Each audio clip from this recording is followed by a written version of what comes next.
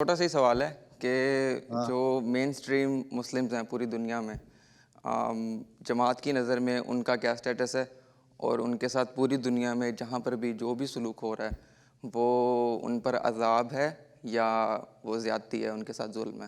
یہ چھوٹا سا سوال تو نہیں، بہت بڑا سوال ہے. سوال چھوٹا ہے پر جواب اس کا بڑا ہے.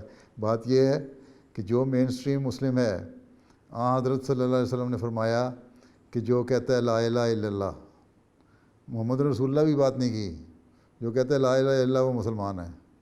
تو جو لا الہ الا اللہ محمد رسول اللہ کہتا ہے ہم تو اس کو مسلمان ہی کہتے ہیں. ہاں وہ زمانے کے امام اور مسیح موعود کو کے انکاری اور منکر ہیں. اس لحاظ سے اگر ہم ان کو کہتے ہیں کہ تم منکر ہو، تو وہ انکاری اگر ہیں تو وہ مسیح موعود کے ہیں، اور وہ مسیح موعود جس کے پیش گوئی حضرت صلی اللہ علیہ وسلم نے فرمائی، اور جس کی پیش گوئی سورہ جمعہ میں قرآن کریم نے فرمائی اور جگہوں پہ بھی فرمائی، تو اس لحاظ سے وہ منکرین ہیں. لیکن کلمہ پڑھنے کی روح سے جہاں ایک وسیع جو تعریف ہے اسلام کی، اس کے تحت وہ مسلمان ہیں. ٹھیک ہے، ہم ان کو غیر مسلم نہیں کہتے کیونکہ وہاں حضرت صلی اللہ علیہ وسلم کو مانتے ہیں. دوسرا بات یہ ہے کہ جو کچھ ہو رہا ہے ان کے ساتھ، یہ کیا ہو رہا ہے؟ اللہ تعالیٰ کا تو وعدہ تھا کہ جب مسلمان کافروں سے لڑائی کریں گے تو اللہ تعالیٰ ان کی مدد کرے گا اور وہ جیتیں گے. یہی وعدہ تھا، اور یہی اسلامی تاریخ میں ہم نے دیکھا. خلافت راشدہ کے زمانے میں یہی دیکھا.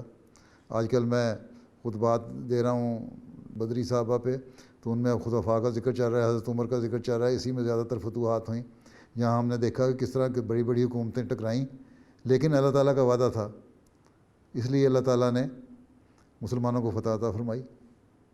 ٹھیک، تو یہ چیز ہے کہ جو بات یہ ہے کہ اگر مسلمان اللہ تعالیٰ کی خاطر لڑ رہے ہیں تو ان کی فتوحات ہونی چاہیے، جو نہیں ہو رہی، نمبر ایک. دوسرے یہ کہ مسلمان اس وقت کافروں سے لڑ بھی نہیں رہے، مسلمان تو مسلمان سے لڑ رہا ہے. کئی ایک جگہ بھی بتائیں سوائے اس کے کہ فلسطینی اور یہ اسرائیلی میں یہودیوں کے ساتھ جو لڑ رہے ہیں، اس کے علاوہ یا کشمیر میں آپ کہتے ہیں کچھ حد تک ہندوستان کے ساتھ لڑائی کر رہے ہیں. اس کے علاوہ اکثر دنیا میں جو فتنہ اور فساد اور لڑائی ہے مسلمانوں کی، وہ مسلمانوں کے ساتھ ہے. ایک فرقہ دوسرے فرقے سے لڑ رہا ہے، ایک طبقہ ایک پارٹی دوسرے پارٹی سے لڑ رہی ہے. طالبان نے کہہ دیا جب ہم نے فتح مکہ کر لیا. اب فتح مکہ کا کیا؟ وہاں کو کافر تھے جن کو فتح کیا انہوں نے، وہ بھی مسلمان تھے، لا الہ الا اللہ محمد رسول اللہ پڑھنے والے تھے. طالبان بھی وہی کلمہ پڑھنے والے ہیں. تو کس چیز سے فتح مکہ ہو گیا؟ تو یہ تو مسلمان کو مار رہا ہے. اور یہاں پھر یہ اس صورت میں اللہ تعالیٰ پھر کہتا ہے میں سزا دوں گا جب تم مسلمان. قرآن شریف میں بڑا واضح لکھا ہوا ہے کہ ایک ناحق مسلمان کا قتل جو ہے وہ تمہیں جہنم میں لے کے جائے گا. ٹھیک ہے، حضرت صلی اللہ علیہ وسلم کے ایک صحابی نے جب ایک شخص کو قتل لڑائی میں جب اس نے تلوار کے خوف سے کلمہ پڑھ لیا تب بھی قتل کر دیا. اور پھر حضرت صلی اللہ علیہ وسلم کو خبر پہنچی تو آپ بڑے سخت ناراض ہوئے. انہوں نے کہا جی اس نے تلوار کے خوف سے کلمہ پڑھا تھا. انہوں نے کہا تم نے دل چیر کے دیکھا تھا اس کا، تم نے کس خوف سے کلمہ پڑھا تھا؟ تو اس حد تک تو سختی ہے کہ مسلمان کو قتل نہیں کرے.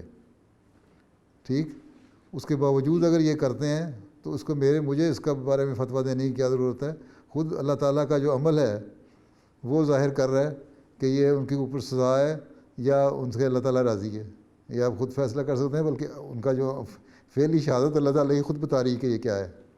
مجھے اس کے بارے میں کوئی رائے دینے کی ضرورت ہی کوئی نہیں، جیسے برما میں روہنگیا مسلمانوں کو قتل کیا گیا اور ان پہ ظلم کیا گیا، اور دنیا کے دوسرے خطوں میں پھر مسلمان اگر یونٹی ہوتی مسلمانوں میں، 54 ملک ہیں اسلام مسلمانوں کے اور امیر ملک بھی ہیں، وہ کیوں نہیں اکٹھے ہو کے انہوں نے روکا اس کو، برما کو؟